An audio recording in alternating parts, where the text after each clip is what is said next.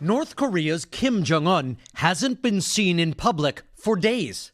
While that's not surprising for a reclusive leader, it was unusual that he even missed his late grandfather's April 15th birthday, normally the nation's biggest celebration and an affirmation of the Kim dynasty.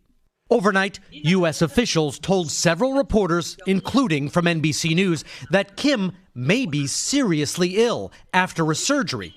The sources said U.S. intelligence officials were investigating. Kim, who commands a nuclear arsenal, met with President Trump in June last year, even welcoming him across the border. But Kim, who is overweight and has repeatedly been photographed smoking, has reportedly had health problems before and recovered. And in the secretive state, it's hard to know what's real or just rumor. But some U.S. officials have expressed caution to journalists about reports of the North Korean leader's failing condition. The South Korean presidential office went so far as to say Kim Jong-un is at work, visiting provinces with advisors.